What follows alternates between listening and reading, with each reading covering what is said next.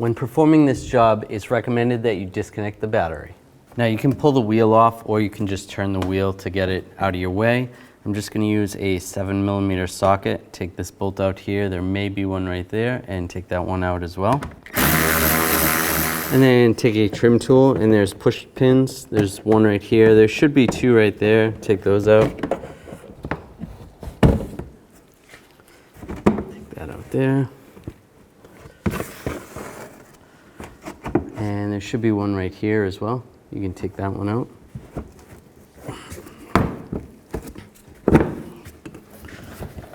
Should be able to move this panel back.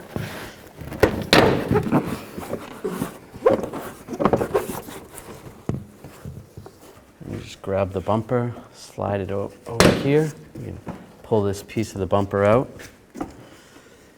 Take a 10mm socket with an extension and disconnect the negative side. You don't want to disconnect the positive side. It's always better to disconnect the negative side so you don't arc anything out. Loosen this up. Couple turns. Should be able to grab the terminal and just wiggle it up and out of the way. Now we're going to remove this engine cover.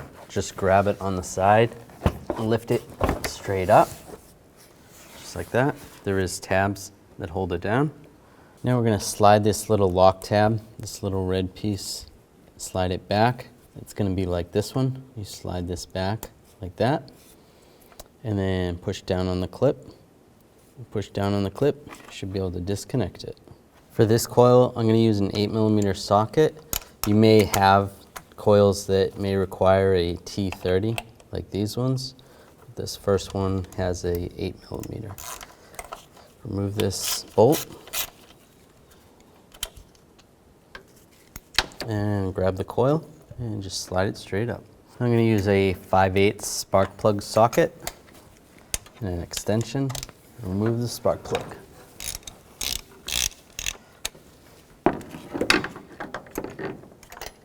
Pull the spark plug out. Take the new spark plug, install it into the socket.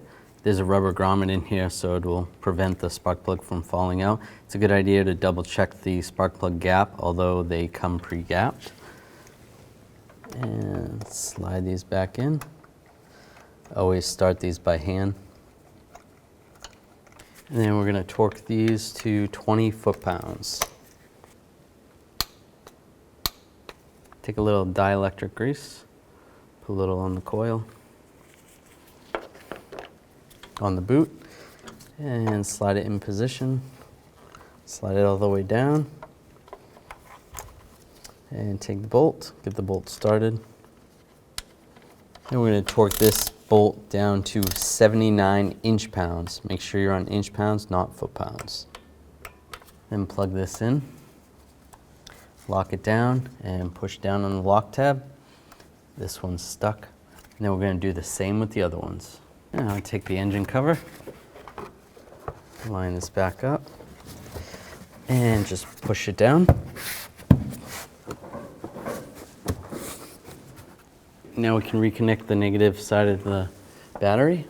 Just take the terminal, put it on the battery. Just take a 10mm socket and an extension.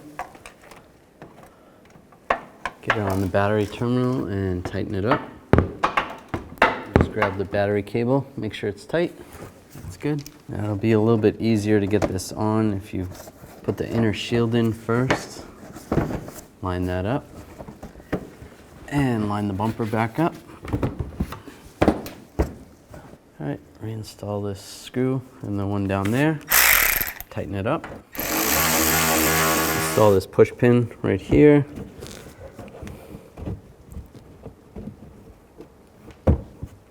Right there. If you have one right there, install that. And then these two as well.